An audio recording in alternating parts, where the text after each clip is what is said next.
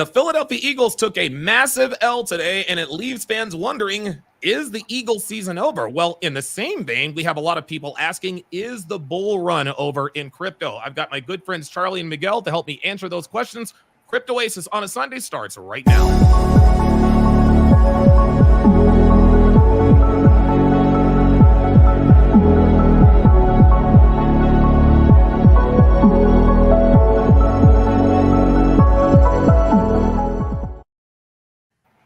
What's up, guys? It's your man Donovan Sharp, and welcome to a special Sunday edition of Crypto Oasis. I had just to let you guys know, I'm probably going to tell this story on every live stream for like the next week,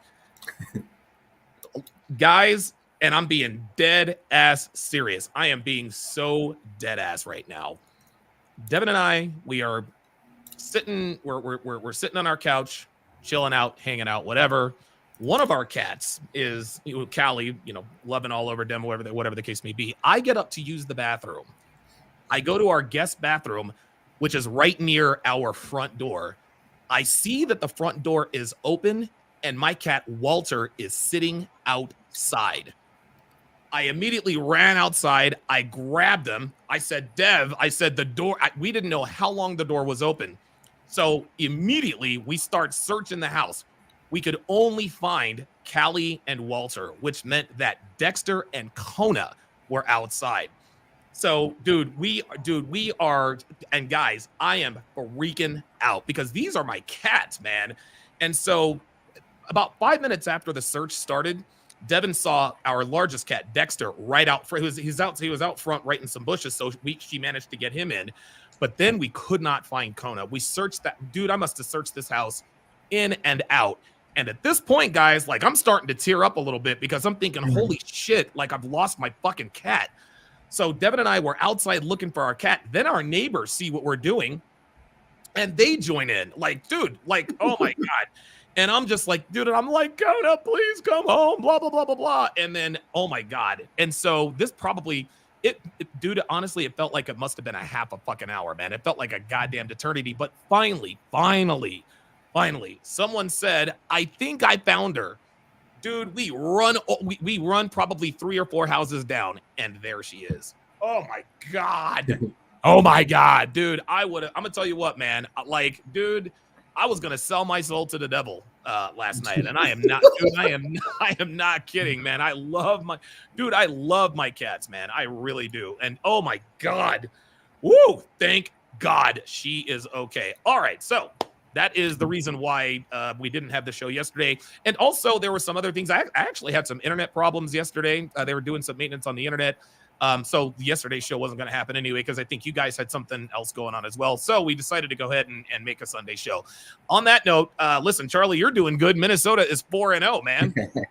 Hey, like I would have, okay, my best case scenario for the beginning of the Vikings season was going to be maybe 3-1, for the first 4 games. Sure. But because I thought we were for sure going to lose to the Texans, we beat the 49ers off the Texans last year. Breaks off the Texans. You dump truck the 49ers. Like, that's unbelievable. First half against the Packers was great. Second half, not so much. But like you said, a win's a win, right? So hey, man, you got the W. Great. You got the W. Miguel, how's it going out there in the in California, man? Unmute yourself, please. You're muted, bro. Oh, that's okay. Happens all the time. There we go. There we go. One of us always do it when the show starts. There you go. I should just have a sound effect. You're muted. What's going on, brother? So I'm doing real good. I mean, right now we're in Miami.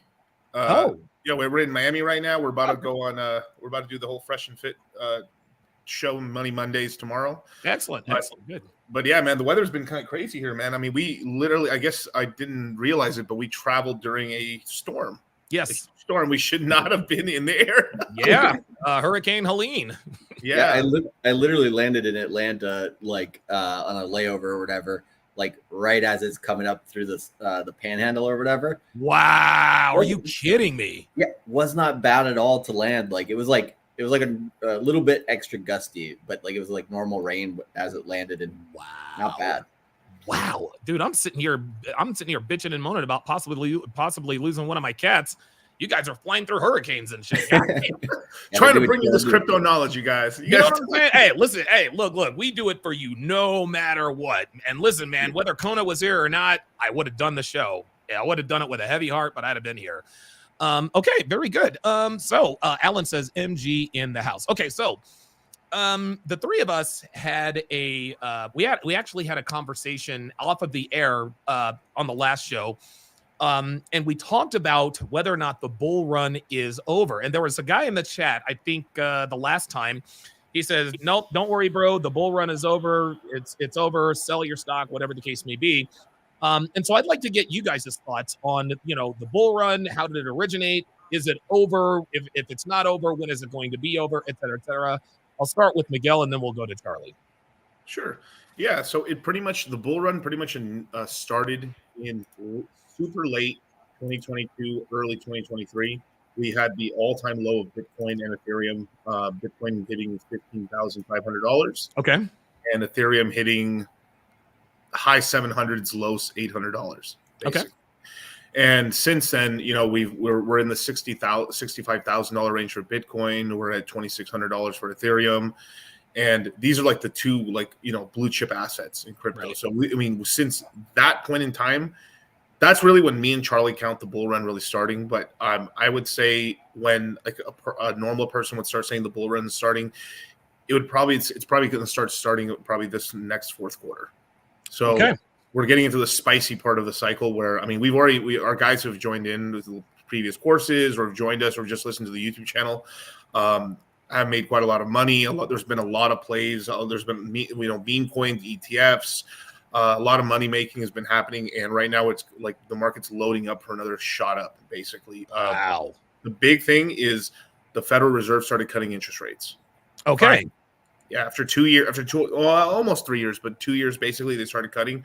They started cutting in January of 2022 after 13-ish years of 0% interest rates. Okay. So my entire adult life, at 0% interest, and they finally started increasing the rates. They basically jacked it up by 525 basis points. So we were never really at zero for very long. We were pretty much at 0.25, which is still zero basically. Okay. Now we're entering this whole point in time where the money printing is going to end up starting up, not to the same level as the whole Android 19 COVID thing, right? Right. But it's going. They have to start doing it. Yeah, Android 19. That's how for all the OGs, you know what I'm talking about. Dude, very good, man. Very good. A Dragon Ball reference for those of you guys who aren't nerding out here. So yeah, so what's happening is that the real estate needs, basically people are not buying homes right now. So with lowering interest rates, we're probably going to start seeing some big house flipping going on in terms of boomers selling their houses in order to move to different parts and kind of solidify their retirement. And you have a lot of people that are my age, in their early 30s, late 20s, early 40s that are trying to get their first house or trying to upgrade from their starter home over into a real family house. Basically. Right. Yeah. So that's what's happening right now. Okay. Very good. Charlie, what are your thoughts on this bull run? Is it over? If not, when does it stop? When does it start? Yeah. If you go by the 4-year cycle, it's interesting because like Miguel said there, you have kind of all the right ingredients macro wise for crypto to do well. And then if you look at crypto within its own bubble of, basically Bitcoin running the market and then Ethereum following and then the altcoins following from there. And like Miguel said, once the altcoins really get going, we get the spicy part of the market, usually on year 3 of the 4-year cycle, which would be 2025. And so everything's lined up for that. Bitcoin had its halving back on April 19th. And the way that crypto organizations work essentially is they basically say, load up 6 months before the halving and then sell about a year to 12 to 18 months after the halving. Okay. 12 to 18 months after the halving, which 12 months after the halving would be spring of next year. 18 months would be about, early fall or early Q4, about a year from now, next year. Right. And so that's all in line. There is one situation, if you look at the 4-year cycles as they pertain to like Forex and like global currencies, Yeah. they do run in 16-year cycles, and Bitcoin is 15 years old at the moment. So Okay. the one case you could say for native crypto entering a bear market would be that we get what we would call a left translated 4-year cycle, which would require us to stay below $74,000 for Bitcoin by the end of this year. So if Bitcoin has not made a new all-time high by the end of this year, that would start making things a little shaky. But right now, Bitcoin's sitting cool at 65K. It's every time it's tried to dump, BlackRock, a lot of these big banks, large institutions have been buying it up. So, it seems very like 99.9% likely that everything's pretty much in line for a massive bull run. Now, even if the macro market were to flutter a little bit and have some struggles, Larry Fink from BlackRock, the CEO, he's basically been saying Bitcoin is a flight to quality, right? He's been repeating this to his investors and everybody. And they've also partnered up with Pantera Capital, which is the oldest hedge fund in crypto. And Pantera Capital is calling for about $140,000 Bitcoin in August of 25. Wow. So, they might have some plans.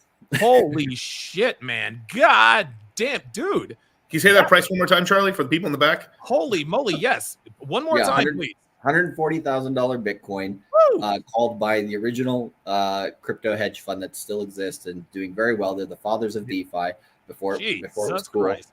And August of 25. But so that seamlessly segues into, if there's anybody watching this and they say, okay, Bitcoin is at 65,000 now. It's supposed to be at 140. That's 200, that's like 212%. So this again seamlessly segues, and I'm wearing my aligners. That's why I've got kind of a lisp today.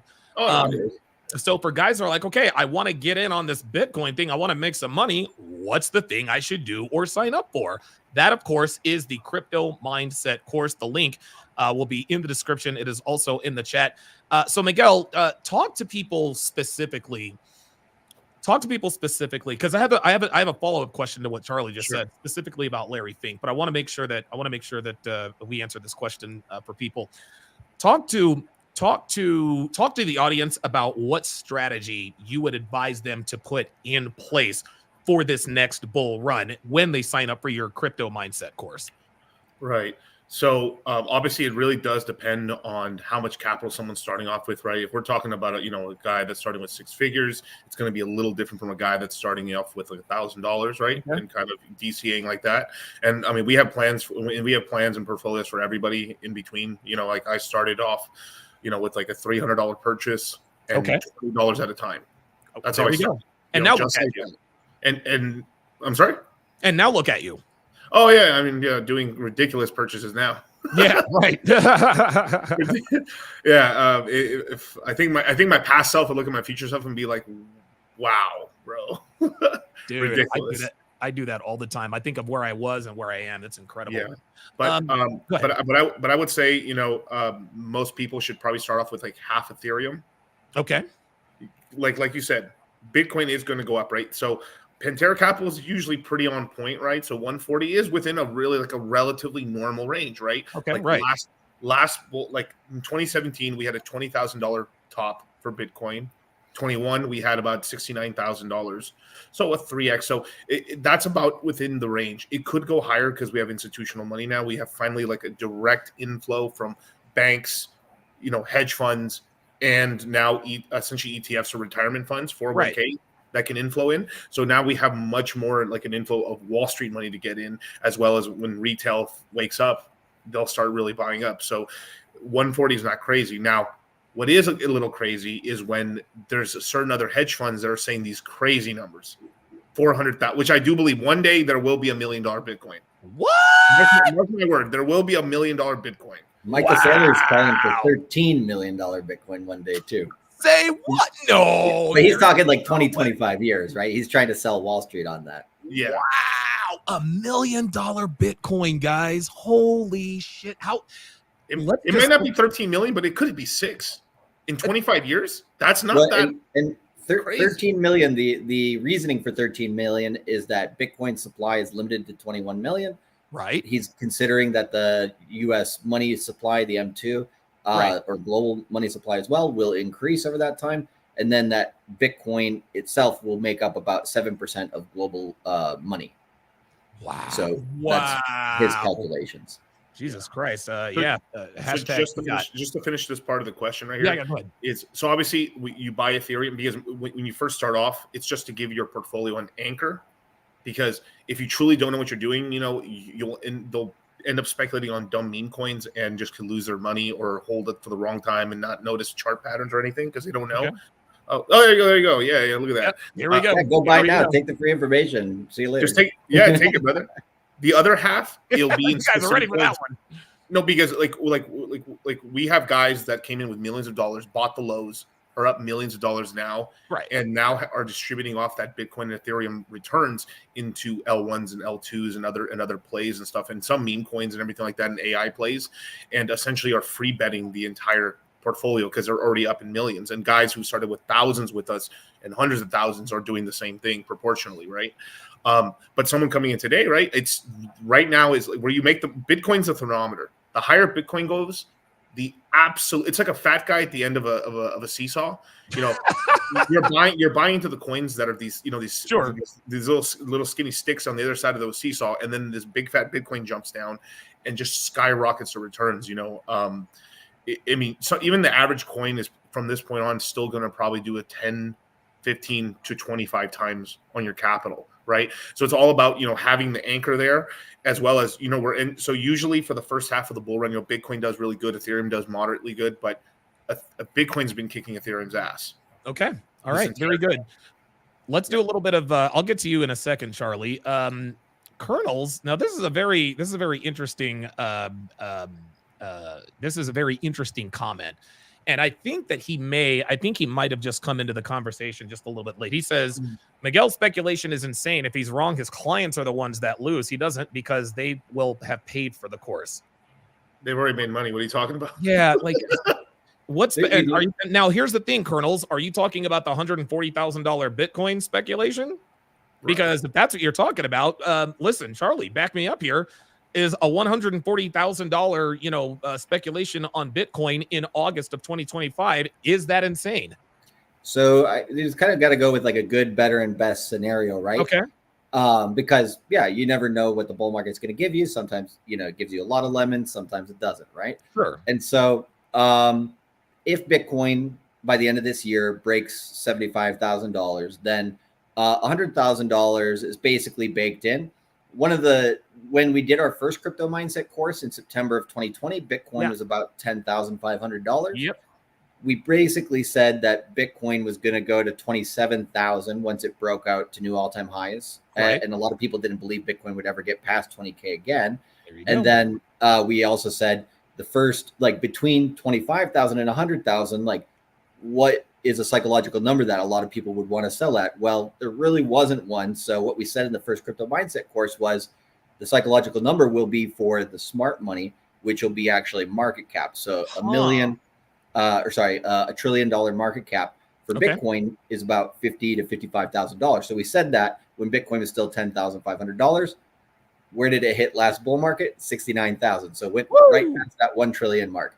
And Bitcoin this cycle has been holding that 1 trillion mark as support once it got past it again. So if you look at that area and how Bitcoin can move after that, it usually does after the halving, anywhere between a 5 to a 10x. Of course, it has diminishing returns over time. But just give it a conservative 3x from there and you get 150,000. So it's not too crazy. I would say at my minimum is $115,000 Bitcoin. My medium range is 140 to 180. And then my crazy bull market speculation play is 200 to 225. There you go. Okay. But anybody who tells you Bitcoin's going to 300K or higher in this bull run, I think is, drinking the juice a little bit. Well, I think what this dude was trying to do, he was trying to undermine your expertise. He thinks that your speculation is insane. Clearly it's not. And this is, guys, this is why I have these guys on, and this is why these guys have the crypto mindset course, is because these guys know exactly what the fuck they're doing, and they know exactly what the fuck they're talking about. Because a guy like Kernels might say, well, that sounds insane. Yeah, of course $140,000 Bitcoin sounds insane for August of 2025 to the layperson in September of 2024 who does not have experience with Bitcoin and only reads headlines and never really watches the games. This is why you guys got to pay attention. Right. And we've been saying this, obviously we were saying 120, 140, 160 are the possibilities since it was $15,000. And mind you this, when I got into crypto, Bitcoin was $300, $400. Yeah. Ethereum was $8. Major news, bro. Yeah. And this is the whole thing. I mean, personally, I've been here since 2016. First time around, it took me roughly I became a crypto millionaire in 2020. Okay. And that's not from like business stuff. That was just me investing, growing my portfolio, and then having it on paper, $1 million in crypto, right? And it took roughly 4 years. It took me 4 years, made some good money in 2017. Took some nice losses.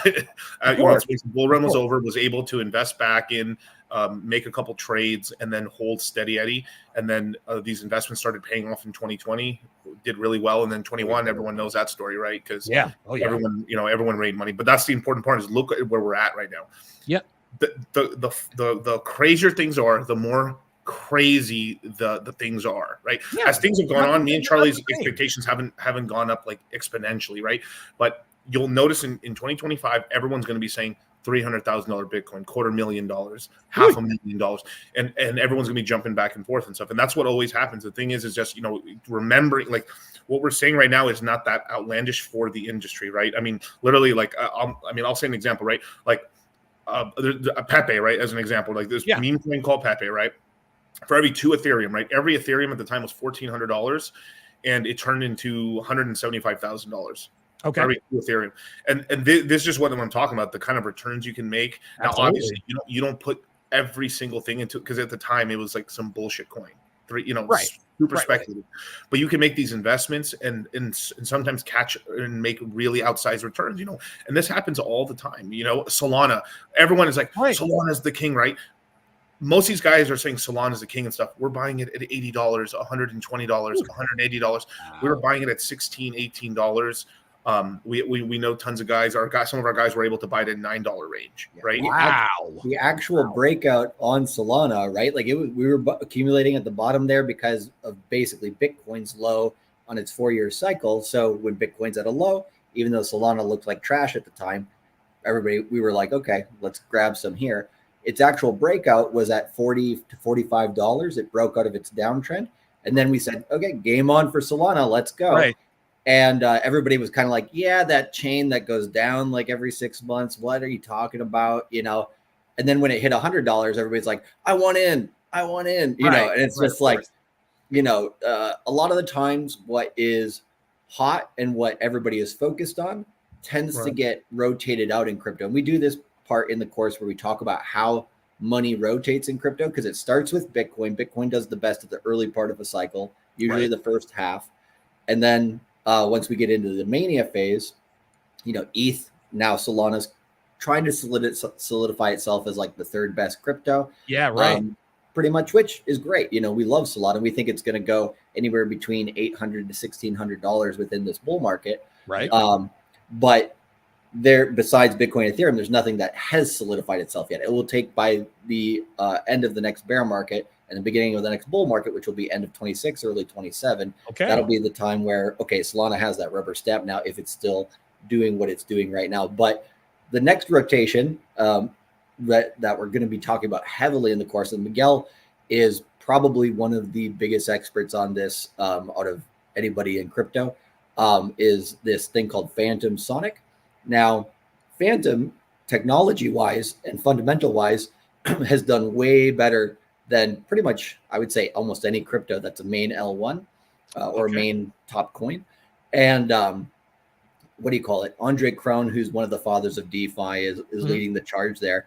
And their change to Sonic is this huge rebrand for Phantom that Right now, pretty much most of the biggest people in crypto are saying, "Oh shit, that's probably the next rotation," and it's still undervalued. It's still cheap compared. You know, it hasn't moved as far as Solana. So while all the Solana fanboys are like, "Hey, we're at the top," you know, take some of that money that you made and start rotating it. But I don't know, Miguel, if you want to add to that a little bit. Yeah, go ahead. Jump in. Basically, some of the top influencers of Solana have already people are tracking their wallets. They've already rotated. They're starting to rotate capital into Phantom, Nansum, which is the top like Solana celebrity. Basically, it's kind of crazy. In a couple of years, you know, like if you're big in crypto, you're probably actually famous, which is going to be really cool. Wow. Yeah, look, all the geeks are gonna all the geeks are finally gonna get runs at the girls now, right? I know. Me and Charlie are gonna be top dorks.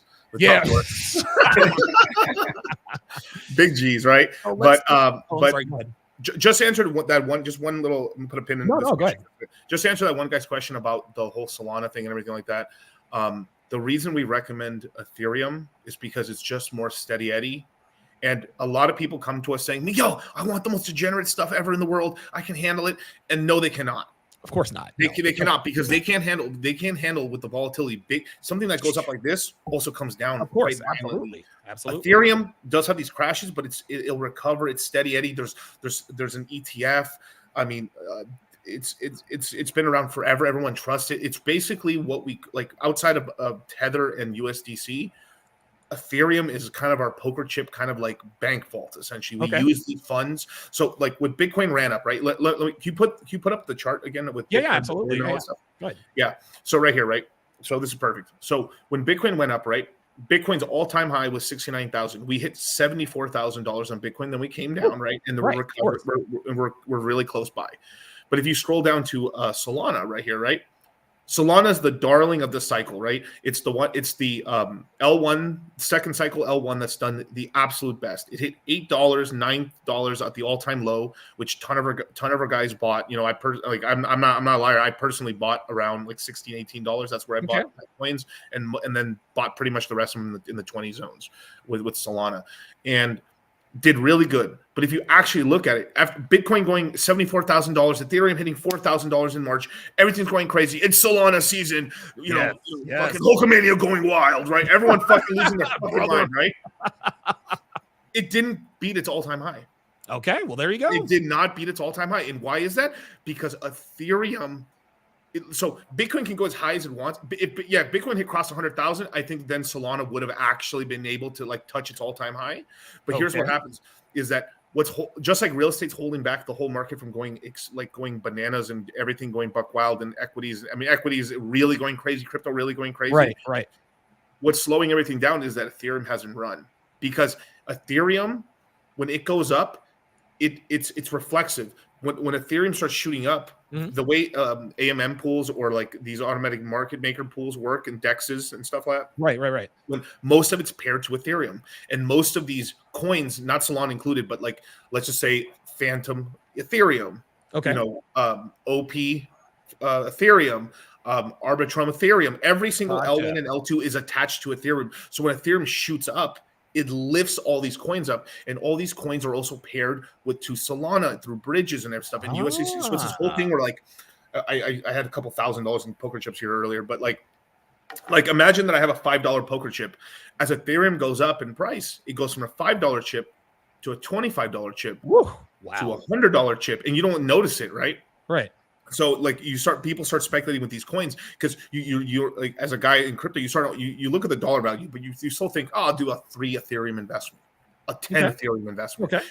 And then when it was $4,000, you're like, I'll do 10 Ethereum, right? At the bottom there, I'll just do that's only like $4,000. And then when it goes to $4,000, you're like, oh crap, I did 40,000. There you go. Oh, dude. And so what happens as Ethereum starts going up, this puts so much money in the system that something like Solana could break its all-time high and go bananas to get those crazy prices. So it's like this whole thing of like everyone shitting on Ethereum. Well, if you guys are shitting on Ethereum, it's actually kind of hurting you in a way, because you're kind of shooting yourself in the foot. You need Ethereum to go up, so everything else has breathing room to shoot up. Bitcoin helps Ethereum and helps everything else, but with like everyone and I'm not hitting on Solana, because we made a lot of money on Solana. Sure. Trust us. We made a lot of money on Solana. But Bitcoin shooting up to those crazy prices, Solana was the darling, had everyone's attention, everyone's buying it, didn't break its all-time high. That should let you know how weak the market was with retail, which is good because that leaves time. That means there's meat on the table. There's money to be made right now. Yes. You're still buying before retail, like before the dumb retail gets in. And that's why we made this mega course, this quarter 3, quarter 4. We've used 2 courses together because this is the only one we're doing for the rest of this year. Okay. And we will not be doing one until next year. Oh, we're wow. going to be off of YouTube for all of October. Oh, you know, wow. We've only done these 3 times. Every time we've done it has been one of the best opportunities to buy. Okay. And we're buying right now before things really start shooting off. You know, and that answers the question. This is why you need to buy the course. And again, we get people like this in here all the time. You don't need a course to buy Bitcoin and Ethereum at 65K and sell it 140K. See that right there. See, and it's just like you just described, Miguel. Okay, so I'm just going to buy $8,000 worth of Bitcoin and then I'm going to sell it at 140K. I don't need a course for that, huh? Well, what happens if that Bitcoin is like one of those poker chips that turns from $5 to a $25 poker chip and you fail to take a profit? You understand what I'm saying? Like this is why you need guys like this and courses like this because how long have you guys been in doing the whole crypto thing? It's taken you guys years to amass this kind of knowledge, right. And you guys make it look and sound so easy because you guys are so knowledgeable, so much so that you got guys like Sosa Leaks in here saying, well, we don't need a course to buy it at 65 and sell it at 140K. It's almost like women nowadays. Men have done such a good job at civilizing the world. We got women out here who genuinely think that they don't need men, and we all know that that's bullshit. So fine, you can be like these feminists out here who say that men are useless, and I don't need to buy a course to buy it 65,000 and sell it 140,000. That's fine, but when you fail to take a profit, like 9 times out of 10, you'll think back on that comment.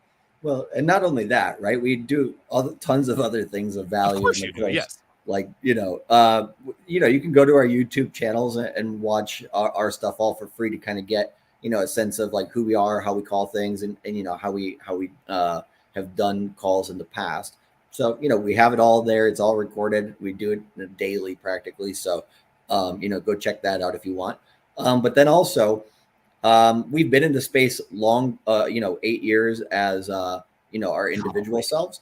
Yeah, man. But as professionals, we've gone through 1 4-year cycle already, and we've gotten a good crew of, I would say, professional crypto, alliances, I guess is the best way to put it. Absolutely. So the people that we have coming in as guests who are actually other professionals in the crypto space who are developers, they're leaders of, CEOs of large DAOs or organizations that are building things. So, for example, in our last course, we had a guy named Kieran Warwick, who is basically the head of a corporation called Illuvium, and Illuvium's starting the game. Sorry, I remember Illuvium. Yeah, and so it's like one of the most well done crypto games in the GameFi space. For people who don't know what that means, it means gaming finance. And so, he's coming in again. Okay. He's also invited his brother, Kane Warwick, who is, along with Andre Krohn, one of the second or one of the top, I would say, 5 guys that built DeFi. He built this coin called Synthetics, and he's done a lot of other things for Optimism recently. And so he's just like an ETH whale, and he's really connected with the ETH Foundation and different things like that. Then on top of that, we have Alex, who's one of the co-founders of Aerodrome. Okay. Aerodrome is a company that's working directly with Coinbase. Well, allegedly, right? They're working closely with Coinbase. Right. Just holding like $500 million of their dollars. Yeah, nothing, no big deal. Yeah, and Coinbase has built its own layer 2 blockchain for Ethereum called Base. And so Uniswap is the place on Ethereum that gets most of the liquidity going to it. On Base protocol, it's Aerodrome. So they're coming in. They have, they're like a giant in the making. Then we have on top of it, we have some Phantom / Sonic. That's the new chain that's basically rebranding that we were talking about earlier. Okay. That one we have at least a couple people coming in that are professionals in that space who are building projects. And then on top of that, we have people coming in from the Pulse Chain ecosystem, which is like a brand new ecosystem, has a lot of X potential. It's close to it. Basically, already solidified its bottom for the bull market. So if you're buying it now, you're basically buying it close like a double off the bottom, which is the closest to the cheap price that you're going to get at this point for almost any coin. And so, and then on top of that, right, we're meeting and discussing with other crypto professionals at the moment. We may include one or two other people from other projects. That's a hell of a lineup. So that's like right there. That's a hell of a lineup, man. Like if you're talking, like if you need credibility, that's it. Go ahead, Miguel.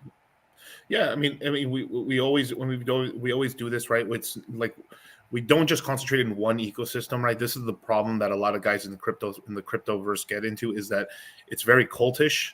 Yes, it is. I wouldn't say it's the same level as football like fans. I mean, like soccer fans, right? Like soccer fans. I mean, like there's like football fans and like American football, and then there's like these crazy soccer fans. Yeah, hooligans. Hooligans, right? Well, a lot of crypto people are really just like that. I mean, it becomes like a cult, right? And this is one of the first things I explained, because I teach fundamental analysis. Charlie teaches technical analysis, and a big part of fundamental analysis is psychology, right? So I talk about kind of the psychology of the crypto investor and what happens to them when they join coins. It becomes a cult in a way. It's a fusion between a basically an investment, a religion, a sports team. Wow, and that's incredible, man. You know, a crazy financial asset, really cool financial, like gold, and essentially in a way, right?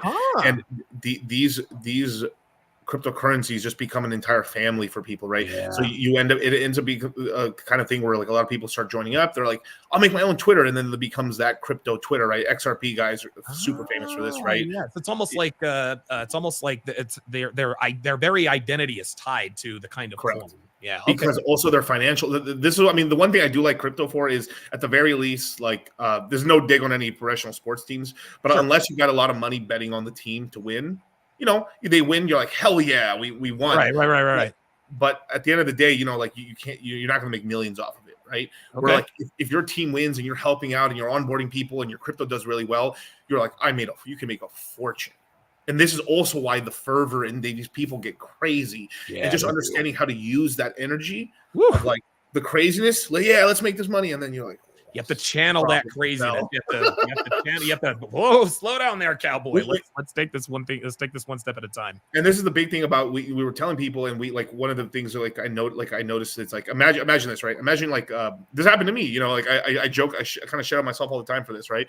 But I took profits on it. Is that, you know, we went like, you know, we're working all the time. We're working crazy in 21. You know, we're making lots of money. Crypto's going up crazy. And then, you know, we're always just in front of a computer screen, or you listen to a podcast, or taking notes, or conference calls, and me and Charlie are the guys. And then I started noticing like, oh yeah, we're having a lot of fun in Miami now. Whoa, this is crazy. And then I was like, whoa, this is so cool. And then like, oh my God, I'm in a yacht, not with Fresh and Fit, but like I'm on a yacht with each other crypto dorks. It's unbelievable. I'm with a bunch of crypto dorks, a bunch of chicks, champagne, and I'm like, oh no, we're having too much fun. I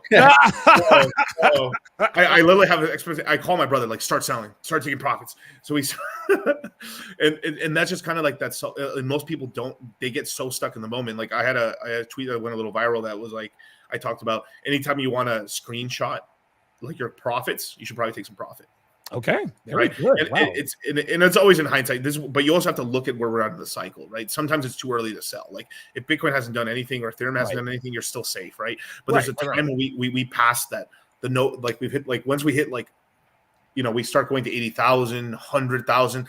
Hands on deck. Okay, we're in it now. You know, we're in this no man's land. Especially 100,000. That's when like the newspapers. If anyone reads newspapers, headlines, NBC, Fox, you know, everywhere, Bloomberg is like, Bitcoin has crossed $100,000 for the first time in history. Do you know? And this and these news networks go out of their way to shit on you. You're buying this crypto thing, this Bitcoins, these Doge coins. This is so stupid. Everyone who buys this is an idiot. If I find out my daughter's with some guy that's doing crypto, I'll disown her. You know, everything you can imagine under the sun. And then as soon as it crosses a threshold, right, like $100,000, like, do you know, you stupid idiot, if you had bought Bitcoin back in the day, you'd be a billionaire. You foolish people. You see, this is why Bitcoin's the best thing. Like they complete flip the script. Jesus, and this is how they get people in and do really stupid things basically at the wrong time. It's almost like a yo-yo effect. First it's, hey, everybody should do it. No, this is the worst thing ever. This is a very good question here from Kernels. He says, Don, is the course for life, or are there more upsells after you buy it? The course content you have forever, right? Yeah. So we've never upsells. We've never taken any content away from previous courses. So we've done, I think, 13 or 14 rounds of these now. And the people who took the very first one in Q4 of 2020, they still have all the 24 videos that we recorded at that time. So we never take that away from you. But what do you call it? The course, basically, what we do in it is throughout October, we basically take care of you. We have webinars from the 14th to about the end of the month. 2 days on, 2 days off at 10 p.m. Eastern and 10 a.m. Eastern every single day. So 2 days on, then 2 days break to review. And then we go through that for 15 live webinars and then 5 pre-recorded during that time. And then for November, December through the rest of the year, then into next year before we we take care of you until we do the next course, whenever that is. And so you have several months of us hand holding you through the different phases of the market. And so we kind of have different strategies with, if the market, because you can have an idea where the market's going, but you can't tell the market what to do. So we have, different plans. We basically start off where we are in the course, and we make several plans, like 2 or 3 different plans for which way the market can go from here. Then once the market once the market gives us a hint to which direction it's going to take, we start betting in that direction, and then we take care of you guys, making sure, hey, take some profits here on these coins, keep these coins for the next 1 year, and stuff like that. Okay, so that's the answer to your question. So the answers to your questions are yes, the course is for life. No, there are no upsells. And you guys can purchase that using my affiliate link. The link is in the description. I've also put it in the chat as well. Let me ask you guys an interesting question. So we've the last couple of times we've talked about guys like Larry Fink. Today you brought up Andre Krohn. I'll start with Miguel on this because I want to get both of your answers to this. How influential are sort of the godfathers of crypto in terms of how high or low it goes? Can they, do guys like Krohn and Fink, do they have any influence over the way this works, or are they just trusted authorities at this point? So I'll start with Andre. Right, Andre is very Phantom specific, but he is one of the godfathers of DeFi. He creates a lot of the like brand new protocols. I mean, things that have never been created get created because of him, and get he's probably created somewhere between $1 to $2 billion worth of protocols in just value that he's made for people, and that earn income for people right now. The number's probably a little higher, but I just want to downplay it a little bit. But it's probably $2 billion at least. But when prices were really crazy, it was probably $7 or $8 billion last cycle. This time around, it can go crazy. But he's very influential. If something happens to him, so this is another thing I teach. It's called the box, right? The 4 points in a box. One of them is who's the leader, who's the founder, who's kind of the CEO, tech visionary, essentially, right? And a lot of the times, outside of Bitcoin, even though Bitcoin has Satoshi Nakamoto, which is kind of almost they almost put him like a Jesus Christ figure, right? He made Bitcoin, and he held his coins, and then he died. And he died for our sins, so we could have the best money on the planet, right? That's kind of like the religion of Bitcoin, right? But every other coin has a founder or a story, essentially, right? And the reason we do this, again, to go back to psychology, because we're human and we keep doing the same shit. Right. Steve Jobs, Elon Musk, Bill Gates, Steve Wozniak, and this is what we do, right? And it's because humans are still the same. We're still running on the same old programming. We were running fucking 5,000, 10,000, 20,000, 100,000 years ago. Same thing, right? We're still the same, bonobo, orangutan, ape, gorillas. That's right, man. That's right. Right? Right. So Andre, obviously, when he tweets things out and stuff, it helps the ecosystem out. It brings new money in as he's creating new. But the thing that makes him special is that what he creates is actually new and revolutionary, and then he usually puts it out so people. He makes his version of it, lets the community run it, and then he lets other protocols copy it. And this allowing people to copy it just creates so much value and money for so many people. And then the thing is, because we are the first ones to actually play around with this stuff, when we see, oh, they just made a new copy of it over here, we know exactly how it works. Right. We're some of the first people to jump into it. Like, we told people about Aerodrome when it was literally worth nothing. Same thing with Equalizer. Same thing with a Velodrome. These are the 3 protocols that he created from Solid X, which when that thing was launched, people were making hundreds of thousands of dollars a day just from intro. It was incredible. It was like some of the biggest money like I've ever seen just from yield farming. And that's what I'm talking about. And he's already, like, the protocol he's going to end up creating is basically he's going to make a version of a credit system. So you'll be able to like borrow money without collateral by having it's essentially your wallet actually having a credit score. Essentially, wow, which is really cool. I'm very interested to see if he can pull it off. But Larry Fink is very different. He is very influential overall in the market. I mean, he moves markets shake because wow, I did not. I'm talking stocks and crypto. He's the head of BlackRock. BlackRock, okay, there we are. Controls everything along with Vanguard. Vanguard, BlackRock control everything. So Larry Fink's very, very powerful. And Larry Fink has been backing crypto since pretty much early last year. He's been really adamant about pushing it. And a guy with that much money and influence is one of the big kind of tall tale signs like, hey, start putting money into this. Big money, start to put money in. He's one of the guys that really has pushed through the ETFs for Bitcoin, Ethereum, and is going to push future ones, right? Because he has so much power and so much money and so much influence. They control so much shares of every company on this planet, United States, everything, that what they say pretty much goes. I mean, they bully the SEC. Oh my God. And nobody bullies the SEC, dude. No one bullies the SEC except maybe Hexagons. But Hexagons, I love it. Yeah. So there's levels to this. Like Larry Fink is like a financial, like, I don't want to put it like in religious terms, but just people understand, like a deity, right? Like a king. Right. Or like Andre is like a niche specific king in DeFi. Like he's very important in DeFi, but like central to Phantom Sonic. Okay. Right. That's why important. Like someone like what's called Vitalik Buterin, right, which is the founder of Ethereum. If he died or something happened, it would be bad for Ethereum, right? And but that's sort of different. Where like he's probably like the top figure in crypto, basically, just because he's one of like the true crypto kings. Because if because of him, he's more or less taking a back seat. It's really other developers are really developing Ethereum right now. Okay. But he's still like this huge figure, and he is putting input still. Because if he says something and he was very adamant about it, it would get very looked at, and it might get actually pushed through. Wow, so if Ethereum did something to kind of fuck up and he fucked it up, I mean, it could like if Ethereum had a major hack, like let's just say it got hacked very badly, or it had like an inflation bug where like its entire supply got tripled or doubled. God. It would almost 100% end the bull run. Wow. Okay. Or like Solana taking a shit, the bull run wouldn't be over. Okay. It would pause. Ethereum taking a shit, the bull run be over. Yeah. If anything happens to Bitcoin, Ethereum, bull run over.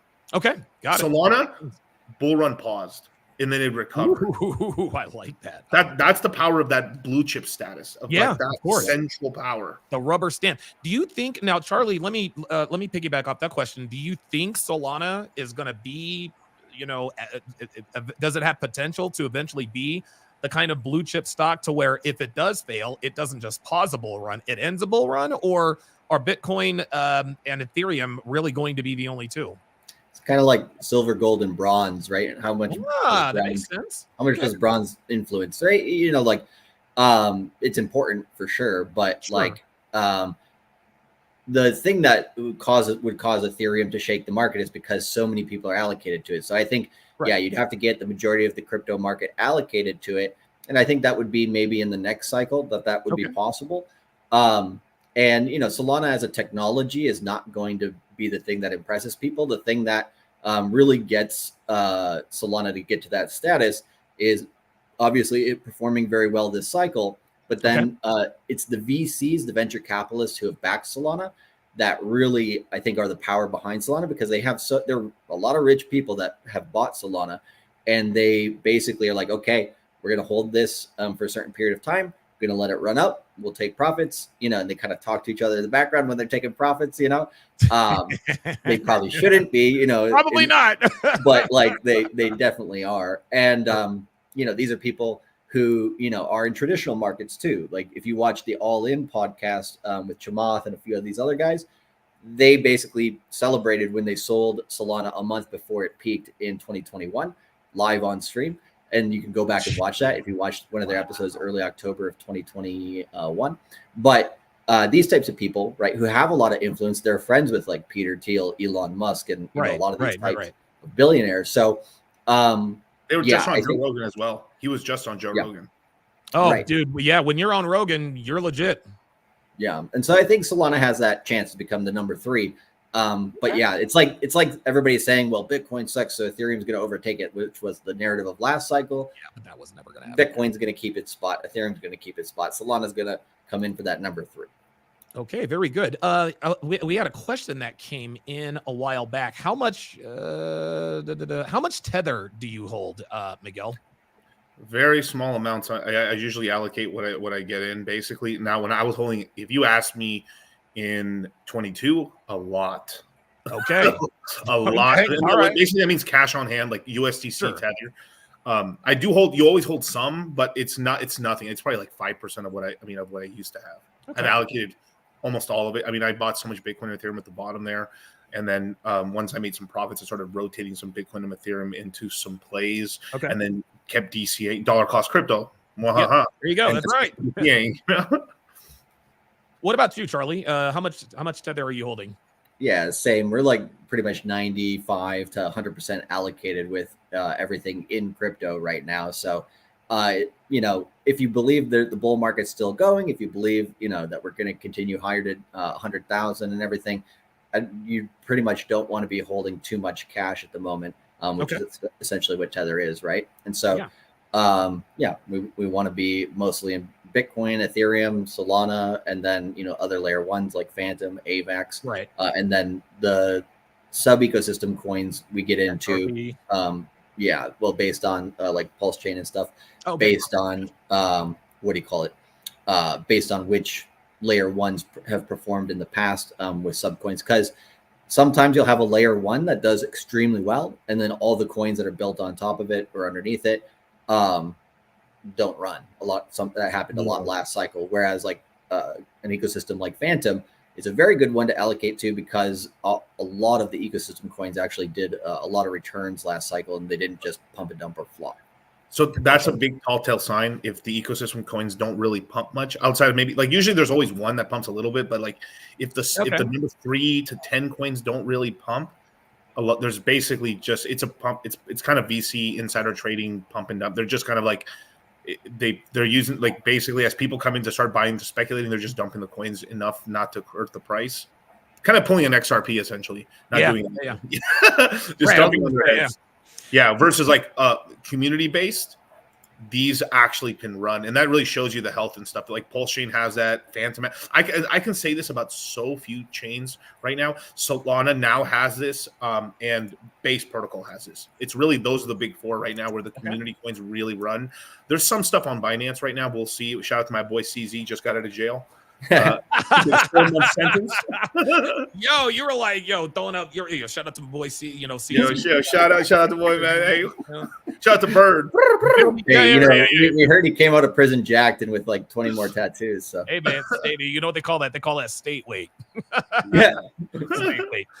This is an interesting back and forth here between Wally and Alvin Uriarte. I assume that's how you pronounce that. He says, I will buy back into Bitcoin when it crashes back down to 10 to 20K, which I mean, that's a very it ain't happening, bro.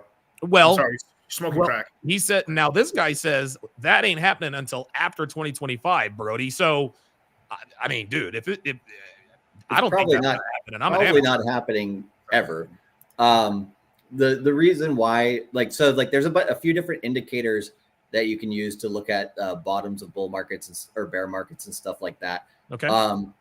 If we we can do a couple different ways of looking at it. If we go, say Bitcoin's only going to hit 100,000, the last bear market, it went down 74%. or 74 to 76%, something like that, from top to bottom, from 69,000 to 15,500. The cycle before that, it went down 84% top to bottom. The cycle before that was 94%. So it's been getting, about 10% less each cycle. If the next one is 64 or 70% down and we hit 100,000, that's about $30,000 or $36,000 Bitcoin at the bottom of the next bear market. Another way to look at it is an on-chain metric called realized price. And you can go to this website called bitcoinmagazinepro.com, go to their charts, go to Bitcoin realized price. And in the bear market, pretty much this is whenever Bitcoin goes below there, that is what is your indicator of, hey, buy there, it's close to the bottom. If Bitcoin were to drop right now, and let's say we don't make a new all-time high and we go into a left translated 4-year cycle, right now the realized price is at 31,940. Okay. So if we went below there by like 10%, that might be like $25,000 to $28,000, something like that, if you're lucky. So and obviously that's if we were to drop right now. If we go into a bull market and price goes even higher than 100,000, that average for realized price will come up as well, probably above 40,000. So it's probably unlikely that Bitcoin goes much below 40,000 in the next bear market. Okay, yeah, that seemed. I understand the mentality. Buy very, very low and then sell very, very high. But somebody actually just made a comment. So he says your chance were the lows of 2022. That chance is now gone. Do you guys agree? Oh, 100%. Okay. Yesterday's price isn't today's price. Okay. That's it. I mean, now Charlie's right, 100% right. Now, if we did fail, like Charlie said, if we did, let's just say we didn't break 74,000 and we can maybe touch 20 for sure. Okay. But if we do break 74,000, it's not happening. Okay, very good. It's not happening. Plus, also we have the ETF buyers and these stock investors. Even though they are just like regular retail, they like stock. I will give this flowers because this is where I learned how to DCA. I learned some of these basic economic principles that are timeless, always timeless, right? Okay. Invest in yourself, DCA. Right. Time in the market, not timing the market. These classic ones, right? Yes. A lot of these people have learned this, so they're like, "Oh wow, this thing's down. I think it's not dead yet. Let me DCA." They'll start buying it up. And these extra, that's even if we didn't break 74,000, it'd probably just come down to 28,000 or something like that at most. Okay. Just with the extra, purchasing power from the ETF buyers. So if you were advising Wally, if Wally signs up for your crypto mindset course and he says to you, okay, I'm gonna wait until Bitcoin hits 10, 20,000 before I start buying into it. You guys are going to tell him that's not going to happen. When would you advise Wally to start looking into buying Bitcoin again? All right. So if he just decided to wait, right, it would probably be in the latest of 2026, early 27 is when he should buy. Okay. So late 2026, late 26, early 27. Okay. That's the zone right there. Within the 4 months right there of like November, December, January, February is probably going to be one of the best buying opportunities for Bitcoin and Ethereum and Solana, if you like. And this is why we always have we'll have a course near there to be able to get everyone to buy the time, because Bitcoin and Ethereum bottomed. Not everything else hit the bottoms there. Some stuff just kept bleeding, and then we were telling our guys, now's the time to strike. Let's buy Solana. Let's buy this. Let's buy Dogecoin at 6 cents. Let's buy. I mean, we bought me and Charlie were able to help so many people buy the absolute bottom prices in 2022, 23, and then again when it swimming in money now. Yeah, and they're all swimming in profits right now. And then the beautiful thing is that this party is about to start. It's just starting now. It's the real euphoria. Not that lame ass show, but the real stuff. Well, that's Zendaya's pancake booty, but like real. Yeah, right. And I think the girl is also a porn star too, if I'm not mistaken. Oh, really? Oh, yeah. Like one of the girls is like a porn star, apparently. The other thing about this here, right, is okay. So let's say Bitcoin gets to, let's give it 150K. Okay. Easy math, right? Sure. So it goes down 70%. It's at 45K. Bottom of the next bear market. Great. Yeah, you can buy Bitcoin cheaper at that time, Okay. right? You're going to miss the entire run up. So what you should do, which is why I have the term cultivate crypto, right? There you go. That's right. Right. If you buy Bitcoin at 70K, it goes to 140 or 150K, right? That's a double of your money in dollars. Right. If you sell near the top within, let's say 20%, then you take profit on that. Great. Now let's say you put in $100,000. Now you have $200,000. Then you buy back in when it gets down to 50K again. Now you have 4 Bitcoin, right? Instead of at this point, if you bought 100,000, you'd be like 1.3 Bitcoin or something. So you almost 4x the amount of Bitcoin that you get at that time if you pay attention, right? Okay. The other thing is the altcoins, the newest coins. They always do their best runs at the beginning, right? So and they never come back to that. So if you're going like Solana, for example, it started at fractions of a penny, like $1, right? It went to $300 and some in the last bull market. Bottom of the bear market, $20, right? So even if you were to, what do you call it? If you caught it late, sure. But if you were a VC investor, some of those early coins you probably never want to sell because you're never going to get them back at that cheap of a price. So a lot of the stuff that we talk about, we like to go into looking into the future, not the past. Obviously, you want to know the past to look into the future, but stuff like Sonic, for example, you're not going to see that below. Right now, Phantom's like $1.60, 70. You're not going to see that below $3 in the next bear market, most likely. So a lot of these coins, Bitcoin might come back to that price, but a lot of the other coins will. Okay, very good. Good explanation there. And I'm going to bring up that chart because I was very interested in that. Kernels asks a question about the course. He says, if I buy the 2024 Q4 course today, will I be able to attend all the 2025 and 2026 courses also, or is that another course to buy? And if so, is there a discount for existing members? That's a mouthful. Yeah, so very good question. So no, you get that content from the Q3-4 course.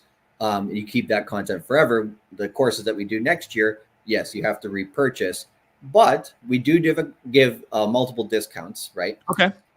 So one discount that you can have basically is that we give people 15% off if they pay in crypto, either Bitcoin or Ethereum. Okay. So that would cost for next year, that would make the course $848. Okay. And 30 cents, to 30 be cents, specific. Right. And then the pricing is weird, man. I was like, why is there 70? Yeah, just gotta the 15% off of $9.98 doesn't get to a round number. But in terms of if you are with us for a while, we also have a product called the Citadel, which is $100 a month, actually $98 a month. And if you like the course and you're like, hey, I learned a lot and I want to kind of keep up with things with your guys' groups, then you can jump into the Citadel. It's cheap. It pretty much pays for itself with the information that's in there. And you can meet a lot of people that also understand the crypto space, so they can give you a lot of information based on your own research and different stuff like that. So it's kind of like steel sharpening steel in there. Right. And every month that you're in the Citadel, we give you $50 off a Future Crypto Mindset course. So it's really cost $38 a month to be in the Citadel. Okay.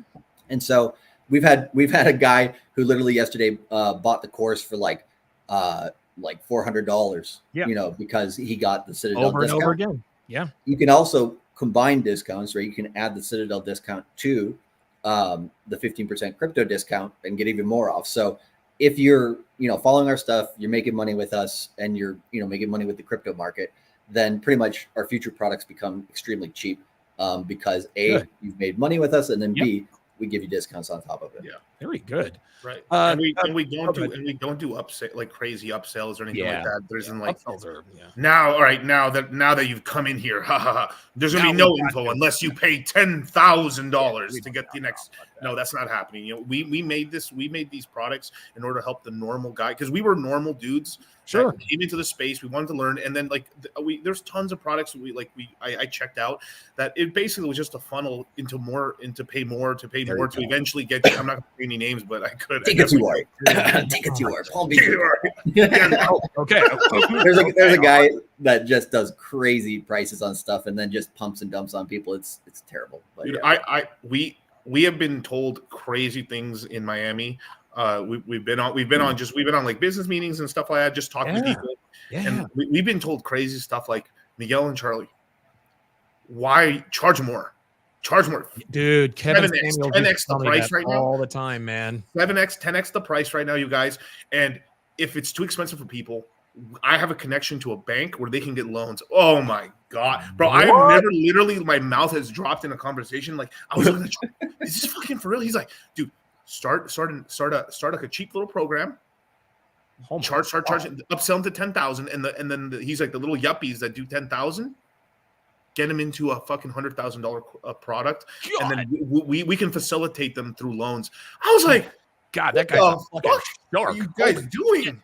God damn, that's that's probably he's probably breaking a few laws. I would imagine. But it's all this stuff is like done. It's just done behind closed doors. But it's just so interesting because we're on the realm, like we're successful. We have a lot of people that we've helped out. We've helped 17,000 people through our products and services. Wow. And for these 4 years, we've helped a lot of people. I'm very proud to say that we're the largest onboarders in the crypto space for the Red Pill. Good, very good. Longest running course as well. Yeah, you guys have been at this for years, man. Ken Rose with the $5 super chat. As my soundboard has stopped working. He says, regarding that previous statement challenging the Moon Gang, I love doubters like them. They make us rich in crypto. Very, very good. There was also the sit down with the $2 super chat. He asks, in terms of L1s, are you most bullish on... Oh, I have no idea what that says. So Sonic. No, Sonic or $10 Sonic. Yeah, Charlie, I guess I'll leave this question to you. So yeah, I would say like, okay, there's a lot of layer ones. AVAX is probably going to do similar returns. Solana will get outpaced by those two a bit, but will probably keep up pretty good. So, and then, in terms of another L1 that we really like, but is first cycle, so it's undetermined yet, is Pulse Chain, right? I think Pulse Chain will probably do the most X's out of any L1, but it's a brand new project. So it could also go to zero, literally, right? Because in the early days of Bitcoin, that could happen to Bitcoin too. But in terms of Sonic, I would say it's probably one of the safest L1s in terms of low risk, high reward, right? So if I were to look at Phantom's chart as of today, because Phantom is rebranding to Sonic, I would say, about, $7 to $10 would be a good range, maybe $12. So $7 to $12, 7 being cheap, 7 being like conservative, like 115,000 Bitcoin. $10 being around that $150,000 Bitcoin, and then maybe $12 or $15 Sonic Phantom if Bitcoin went above like 180 or 200,000. So I think that's a realistic target. That being said, in December is when Phantom is going to shift over to Sonic, and when it shifts, what's likely going to happen is they give it a brand new chart. And when you have an asset that has a new chart at the most bullish stage of the bull market, what that means is it probably starts by going up quite a bit. It might drop a little bit at the very, very beginning, which is a good buy opportunity. But then after that, it probably goes up and to the right for the majority of 2025. And when you have no previous price history on your chart, psychologically speaking, it's kind of like when you go out to sea and you don't have a compass. It kind of makes people not sure what's going to happen next. And when that happens, it makes people more speculative. And when people are more speculative, price can go higher. Yeah. Okay, very good. Speaking of Sonic, Damien wants to know, do you guys think Sonic can become a blue chip like Ethereum? Miguel, what do you think? I think if they make the correct moves over this cycle and next cycle, so it'd probably be considered a blue chip sometime in the early 2030s or very late 2020s.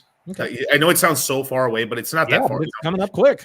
But it kind of has to prove itself. This one has to show that it doesn't die in the next one, and then it's here to stay. Okay. All right. Because it's usually 3 cycles and you're in. It's essentially what it is. Okay. Very good. More rapid fire questions here. Another one from Damien. I'll leave this one for you. Charlie says, is Alluvium the best GameFi coin? I would say it's probably the most developed GameFi coin, meaning that they're one of the only GameFi projects that is a platform. It's not just the specific game itself that they're promoting, but they're building an entire platform and they can have multiple games, multiple, storylines, narratives, stuff like that.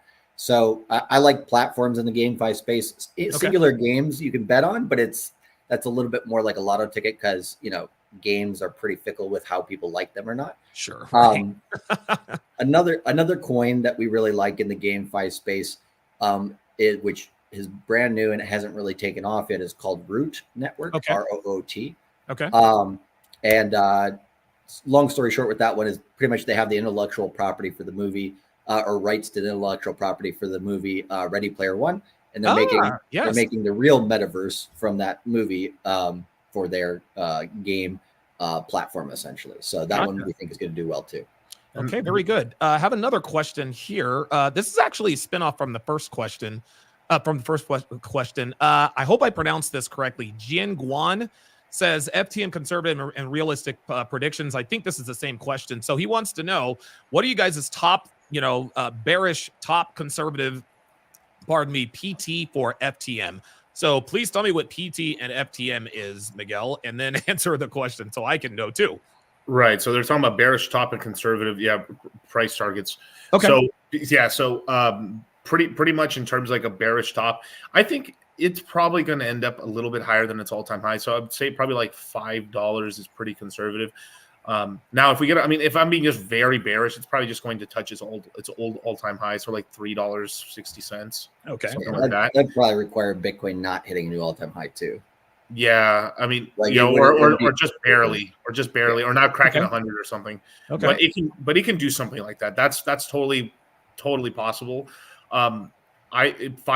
It's between $3.60 and $5 is really like the bearish where I think we are going to hit no matter what. Okay. Where I think it's probably going to end up going is probably like between $8 to $10. Okay. It's very realistic, and then 15 is probably like the like, wow, we're doing incredible. Okay. All right. And then this is pretty great. And this is something that you were able to buy for 16 cents. Yeah, ain't that dude? This is why we love capitalism, guys.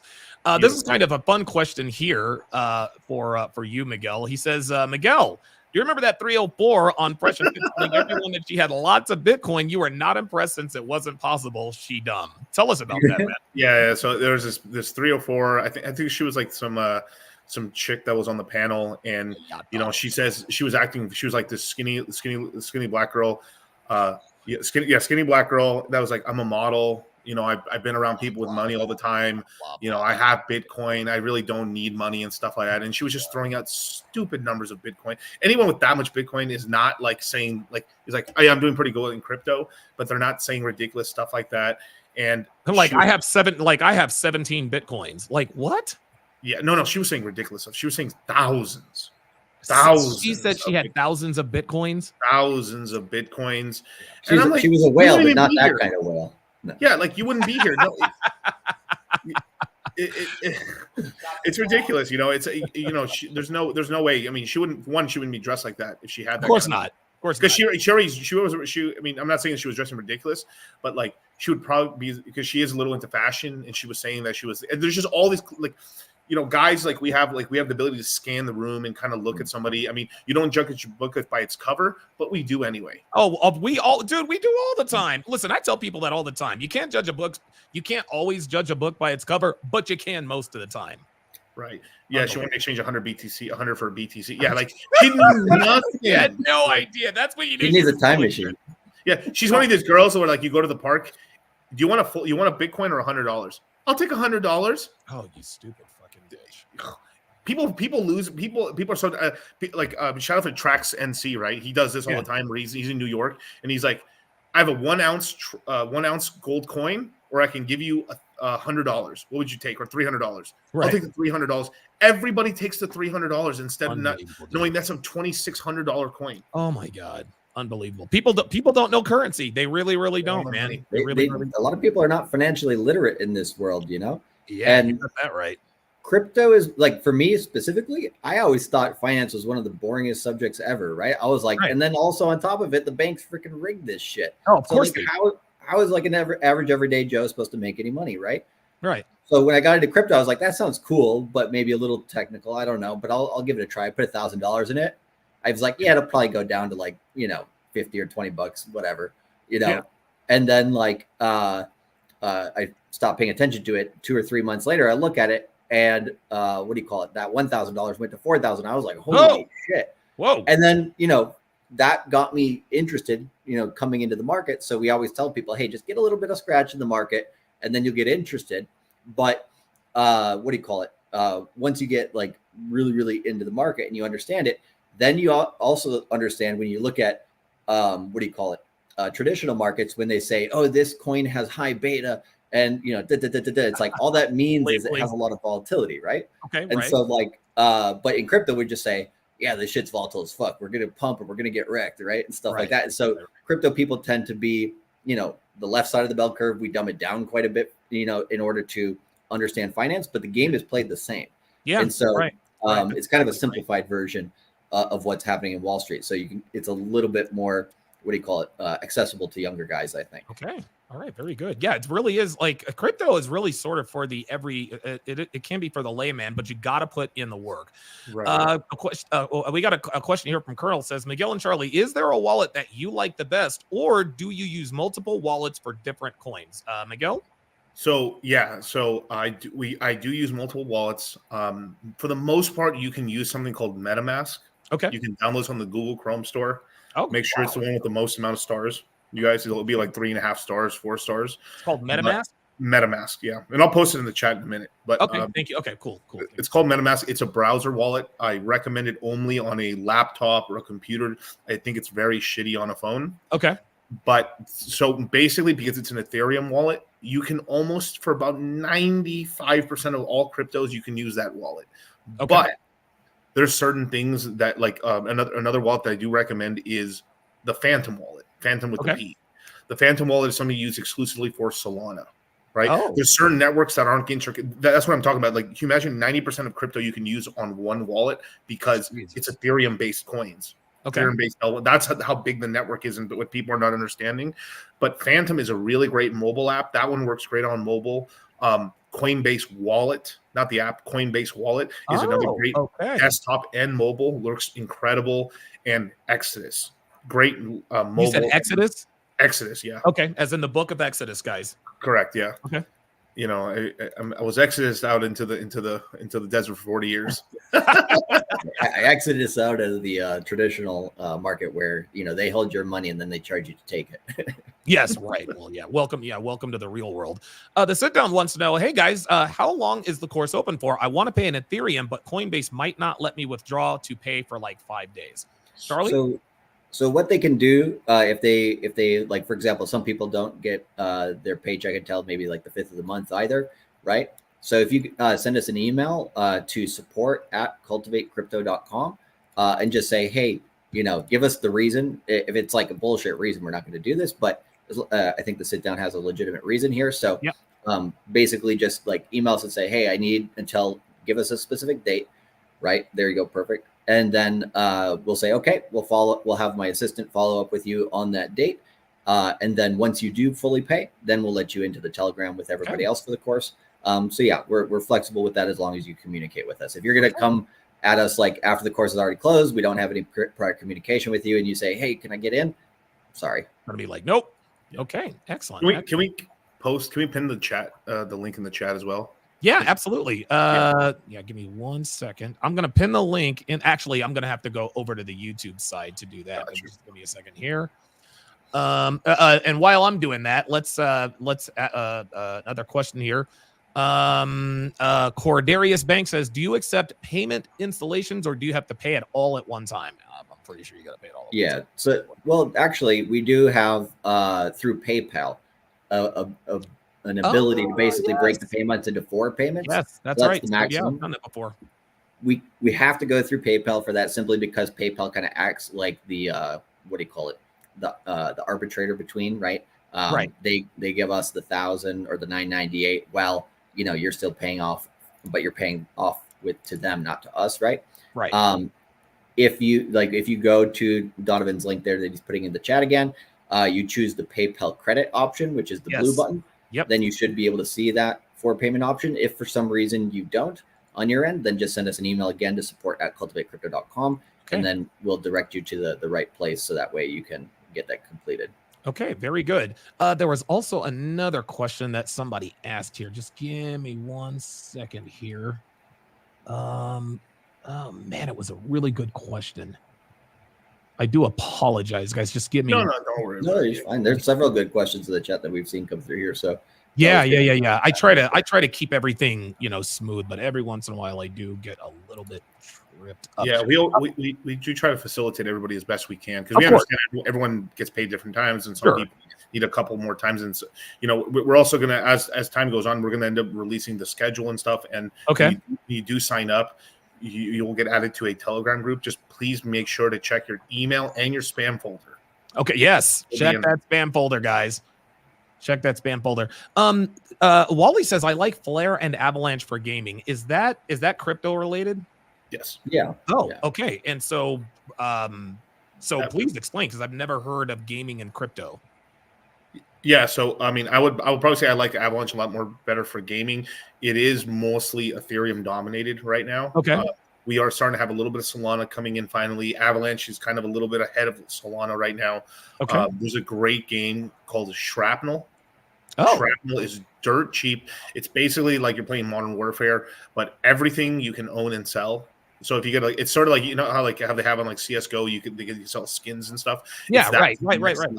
It's all game, and it's all skill based as well. And by killing a certain amount of people and stuff, you have a chance to get loot boxes, and these boxes can give you stuff that you can end up selling off for real money, basically.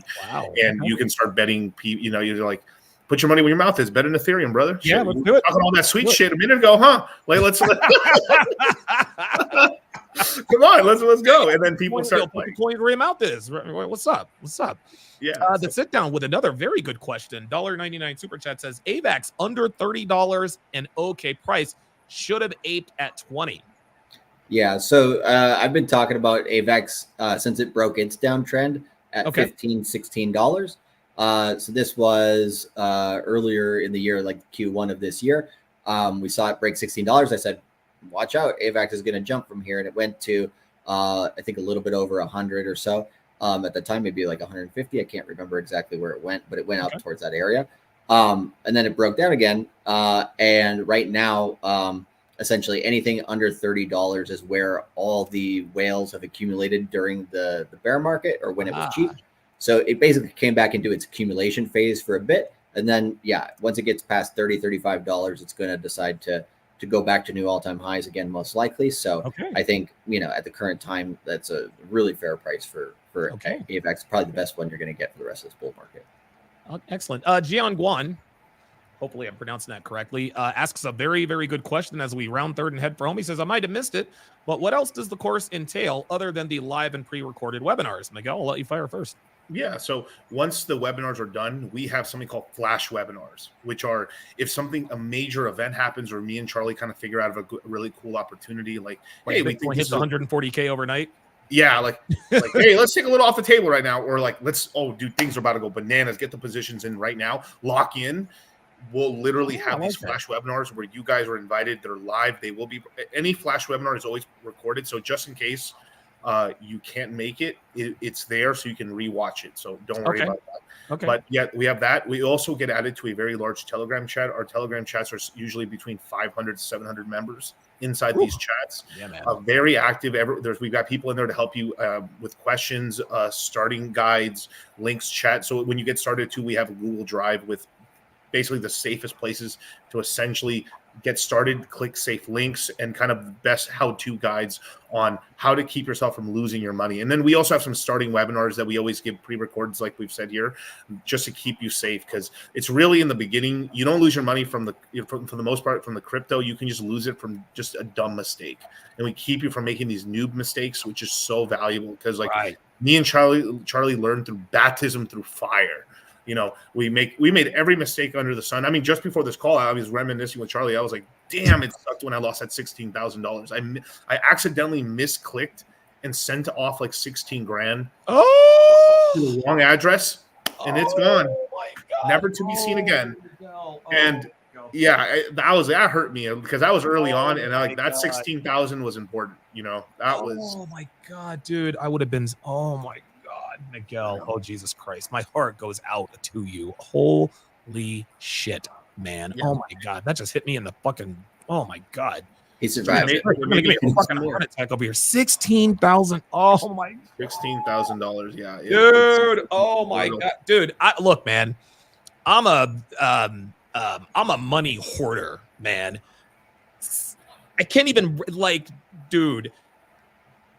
oh my God, I can't even comprehend that. Like, honestly, even now, even when I make purchases over $500, it's still very hard for me to Correct. make those purchases. $16,000, dude. Oh my God. Dude, I'd be sick. I don't even want to calculate it because if I really look at the coin, how much it went up, I don't even want to think about it. Oh my God. Right. Oh my God. Yeah, it's best not to reminisce sometimes. I mean, it's just. Oh my God, Jesus. Oh my God, Jesus. I'm so sorry, man. That was, oh my God, that hurt. But we teach these lessons of how to safeguard and how to safely send coins. We show people how to compartmentalize their portfolios, not to have all their money on one wallet, how to keep their coins safe. I mean, these basics, you'll be surprised. Guys who've been in the game for 7-8 years, these mistakes still sometimes. Wow. And this is why you need the course, gentlemen. It's just to get you. I mean, anyone that promises you, like, if you take this course, you're going to be an expert, that's a lie. No, that's totally a lie. We'll get you from zero to hero, but you're going to be, we're going to get you to intermediate. We're going to get you to the point where you understand vernacular, you understand what people are saying. You're starting to get the lingo. You can't be fooled into like this, like these dumb little scams.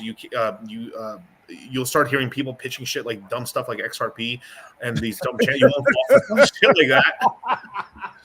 If I know XRP is going to have an ETF, I'll buy some XRP, then sell it from the pump. But like, that's a good. There's really big grifts in here, and just kind of learning like what's a grift versus not a grift, or like sometimes you're like, of course, we all know like sometimes we get into a coin and we're like, all right, this is a bunch of bullshit, but we're just going to be in it for like a day or two or a week, and then we're going to get out. Okay, that's different from some people. Like some people can realize like, oh, this chick's a whore. Right. And then some guys are like, no, I'm going to fully invest everything that I possibly have into this woman. I can turn a hoe into a housewife. Not just a hoe into a housewife. No, dude, it's the perfect example. This is why we say that crypto is the red pill of finance, man, because there are way too many similarities. Here's a very good question by Brandon. Should we be dollar cost averaging into Pulse Chain or Pulse X or Pulse Chain X, I think that's what now, or save dry powder for stuff in the course? Very good question. Yeah. So you always want some dry powder for during the course because there's going to be new coins that we talk about that we haven't talked about before and different projects like that. That being said, if you go to the Pulse Chain chart, basically its low for Pulse Chain was on the week of September 9th. It's pretty much a 2x off of its bottom. And what do you call it? If Bitcoin gets past 66,000 to 68,000 in the next 1 week, then you're going to see Pulse Chain pumping into October pretty hard, and Pulse X as well. So Pulse and Pulse X both are in the same ecosystem and tend to follow each other. Okay.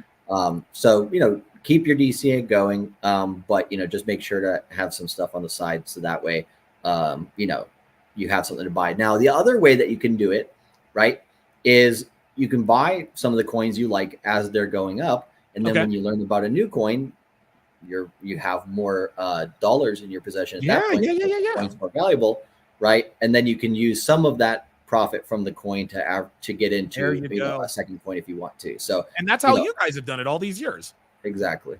Okay, very good. Good explanation there. Gian Guan says, thanks for answering the FTM and the CMC questions earlier.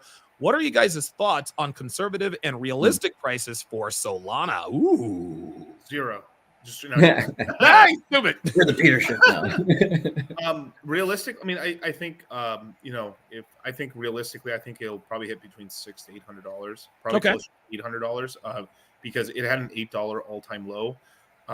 It's looking like it's gonna trend towards like 100x, top to bottom. Wow, no shit. Yeah, but last cycle it did even better than that. It did incredible returns. I mean, it went like, think about pennies to $260. Damn, incredible. People made a fortune, 1000x, but this time around 100x is pretty moderate. I mean, for a second cycle, and it's done very well. It's one of the darlings this cycle. It can go higher than that. Solana is one of the few coins that I'm saying that it can get an ETF because Solana is actually a US based chain. Oh, right? I didn't know VC, that. It's VC backed here in the United States, Silicon Valley, Solana Beach, and it is one of the few, I think maybe 2 to 3 US blockchains. It's Solana and gosh, and it's Solana and Near Protocol. Near Protocol is another one that's kind of flying under the radar for people. It's about $5 so far. I think it's $5 right now. Okay. Near Protocol was a VC-backed chain that was pretty much backed by Y Combinator, which is a huge tech incubator for Silicon Valley. So you have 2 Silicon Valley VC, like I would say Solana's a little more New York, San Francisco money. Okay. Centric VC play where I would say the Near Protocol Y Combinator was much more directly Silicon Valley. Okay. And these are 2 US chains. And because the market's being led by the United States, we're now at this point where it's about to be ETF mania. We're going to see what's the next? Is it going to be a group of coins being launched on a single ETF, or is it going to be singular coins like they're continuing to do so? Because they did a Bitcoin, they did Ethereum. After here, there could be a Dogecoin one because it's been around forever. No. I'm serious. Yeah, there could be a Doge or a Litecoin. Seriously, because Litecoin, because most people don't know Dogecoin runs on Litecoin. I certainly didn't know that. That was going to be my going to be my next personal question for the both of you. Yeah. What's going on with Litecoin? Because people don't really ask about Litecoin. Is there something I should know? Well, it's just I mean, I used to be called Litecoin Moses back in the day. Oh yes, I remember. Yes, that was you. What happened to that? I mean, it just stopped before. I mean, it just kind of stopped. You know how I learned all these things about like, getting in these groups and stuff and like, learning. Like I jumped in fully. Let me experience what it is to join a group and see what it is. Right. Let me join the cult. Right. Let's see how it is. Right. Yeah. Let's see how it is. And like Litecoin, I started buying it at a quarter 50 cents, and it went up to $400. Oh my God. It's incredible, brother. I'm just man, it's just so much money. And that was back in 2017. That was 2017 back then. Oh my God. But it's just incredible money. It may have gone 380. It's a long time ago, but it's 380. $100 between friends. Who. Yeah, well, you know how that goes, right? But Litecoin basically, it was going to have these big updates, and the founder basically got a lot of cold feet because founders and a lot of the crypto industry, especially during 2017 to 2021, United States is very anti-crypto, and they were going after founders, and so Charlie Lee essentially said, I sold all my coins. I'm out. And, I'm just kind of like, I'm just doing this kind of pro bono. I'm just like not doing anything. Right. And he's basically, they have major updates for Litecoin, but they're a little too pussy to fucking update them because they're afraid that they're going to get hit. So I think they're waiting for Litecoin to be a non-security. And at that point, I think they give it all the updates that they want to give it. Because the big thing that they wanted to update is privacy. So they wanted to make it a coin where you could just pay, like right now, if I pay you in Bitcoin, right? If I owe you some Bitcoin, right, you could see how much money's in my wallet. Which is, if you're trying to pay people, that's not the best thing, So So the big thing Litecoin was going to do it was going to do it was called Mimblewimble, the update, and it was essentially going to allow you to basically use a wallet where they wouldn't be able to tell how much money you have, and you could just pay people. It was a great way to pay people. I think it's actually a little faster.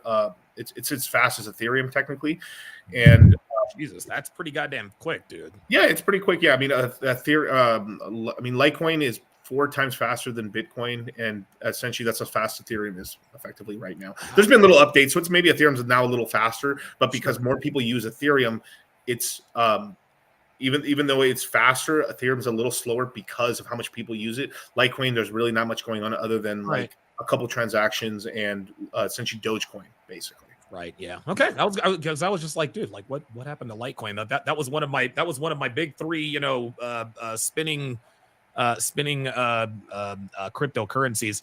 Ken Rhodes with the $2 super chat. I do apologize. My sound machine, my soundboard is not really it's not really working that well today. Probably have to restart my computer.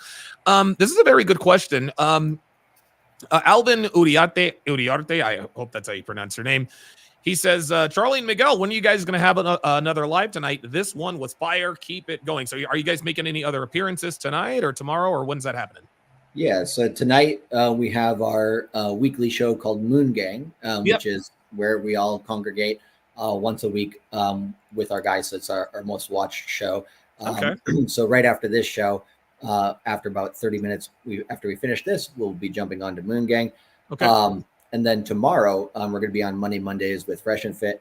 And we're going to be doing basically every day until we close the course here. We're basically going to be jumping live on either both me and Miguel's stream or one of our channels. So just go over and subscribe to Cultivate Crypto on YouTube and Dollar Cost Crypto on YouTube, and you'll make sure to catch everything that we give. And I'll tell you something else too, guys. So the course opens. When did the course open and when does it close? So it opened on the 27th, Okay. which is Friday. And then it closes on Tuesday at midnight Pacific Standard Time. And like we said, if anybody needs any extra time, just send us a message before Tuesday at midnight, and we'll get you a little bit extra time. And if your guys need an extra day or two, Sure. we might extend Donovan's window as well. Yeah, that would be great if you guys have time, because I know you guys are making all the appearances. You guys probably have media obligations and all that. If you guys can, I'd love to have you guys back on here on Tuesday. I don't know if you guys are going to be traveling or whatever. I don't know if you're going to be in Miami or whatever. But I'd love to have you guys on for one last show, because these are always very, very informative. And I fashioned myself a pretty good interviewer. I think I asked. Oh yeah, pretty much. You're a great interviewer. Absolutely. Yeah. JD Fit. JD Fit says, did this just start or is it almost over? Nope, it is almost over. Guys, once again, listen, Wally puts it in the chat, man. Great live, great info. You guys always come with the smoke with this stuff, man. So from me to you guys, thank you guys very, very much for making time for us today, guys. Sign up for the Crypto Mindset course. It is the longest tenured, most sustained, most credible crypto course out there. There are no crazy upsells. These guys have been doing this stuff for absolute years. This is why I put my name behind these guys, because I know these guys are legit. I know they know what the hell they're talking about. And there are many, many members, many course members who have made probably collectively have made a lot of money over the years with these guys. That's definitely the reason why. And there was another guy who said, hey, listen, man, this is a great course to buy if you need your handheld. Guys, it does not matter what your experience level is. You could be a Charlie or Miguel level guy, or you could be a guy like me who's just here to make money. It does not matter. The Crypto Mindset courses are great for any. I don't want to call it level, but any level of experience you have, the Crypto Mindset course is going to be absolutely perfect for you. Let me get your final thoughts on the course, Miguel and Charlie, and we'll go ahead and close this up. Miguel, fire first. Yeah. So, no, absolutely. We have tons of people that take the course multiple times as a way to kind of keep sharp, keep paying attention, right? Because a lot of people, I'm gonna go with a personal trainer, I'm gonna do this, and while they're doing it, they're actually getting in shape.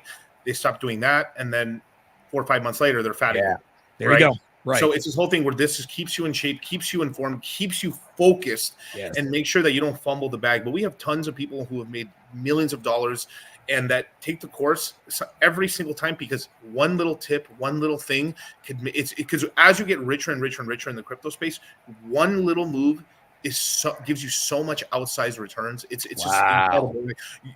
Getting a tip in order to I think that's a good play. They could throw 50,000, 100,000, make millions from doing that. And the same thing, a guy could I'm gonna put 5,000 into this coin right now, and it could turn into 50 grand for them. $100,000, and I've seen it happen. And we're in the part of the market where we haven't gone exponential yet. We're right there before we take off, and this is why we made the mega course. So there you go. Okay, very good. Crypto, the same guy that asked the other question. He says Miguel follows the Trembolo. The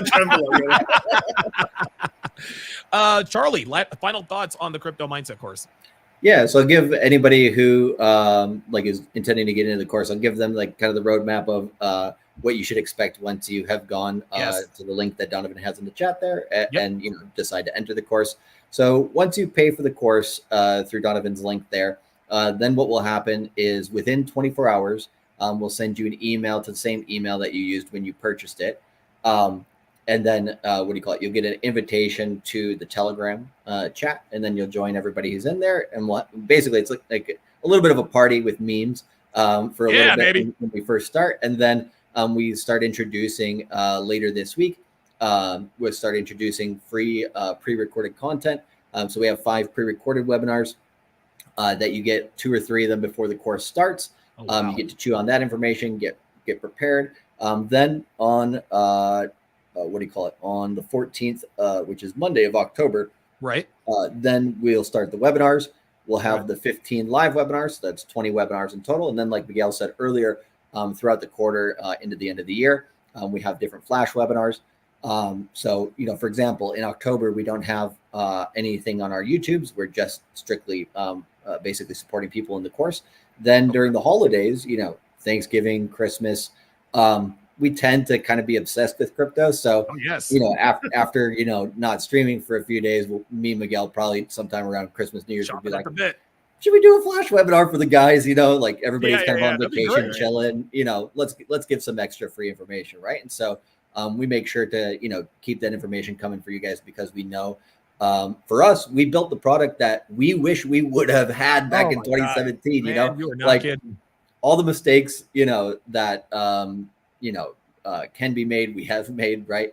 For the most part, there's a few that obviously we've avoided because we've kept clean on that. But we want you guys to learn from our experience, the good, the bad, and the ugly, and then be able to start your bull market off better, because there's a lot of people that come to this market, they don't know nothing, they buy shit coins and they buy whatever, and they never take profit on it, and they just get so salty about crypto because they didn't know how to do it right. Yep. There you go. And it's not as easy. It's not as simple as buying Bitcoin at 65K and selling it at 140K.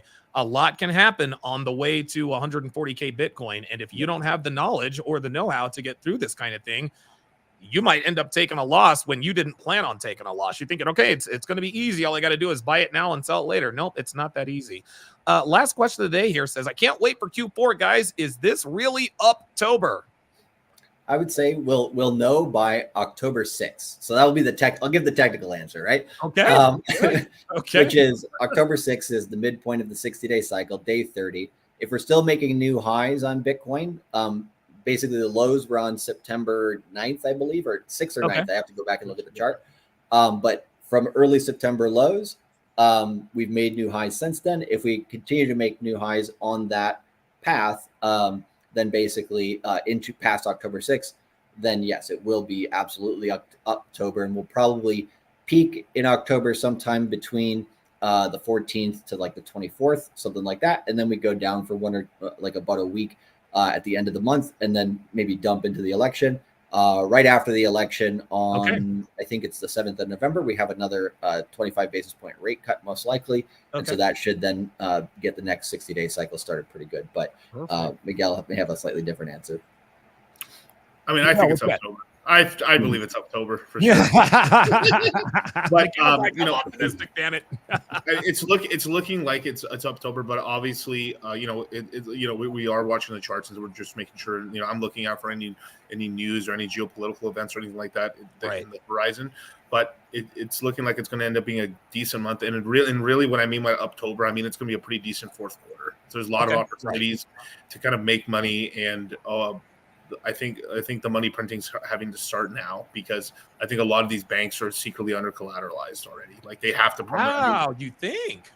Yeah, it's more like no in a way, because like the FDIC. I mean, the Federal Reserve had to give FDIC money in order to re-collateralize. Right. All the stuff that was one of the Silicon Valley banks, because they try to pin all those I think it happened last year. They try to pin all those bank failures on crypto when it actually was. It basically was a run on the bank, because these banks, when the interest rate was still basically zero, right? Mm-hmm. They started buying a lot of mortgage-backed securities, which you think 2008 they would learn, right? Oh, yes, that's right. That was when okay, all right, I got you. So imagine during all that money printing in 2020 and 21, right?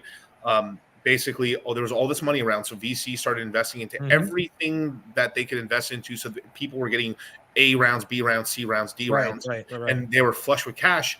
These people would be like, hey, make sure that they would tell you, okay, with this, go and put your money at Silicon Valley Bank. So almost about 80 to 90% of all startups' money was in one bank, Silicon Valley Bank.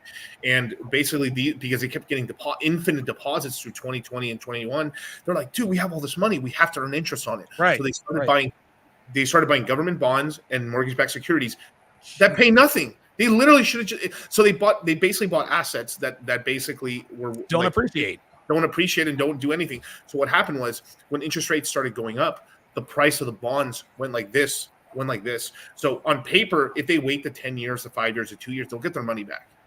But what happened was because they kept taking, they didn't want to show on their, so banks have like a ledger, an A ledger and a B ledger. Right.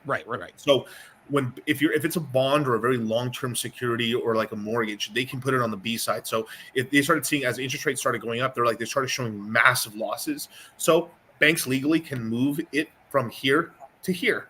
So wow. but the rules are when they put it on the B side, they cannot sell it. They have to leave it alone. It's basically they locked it away, and it does not count towards their balance sheet. They can account the interest payments and the money.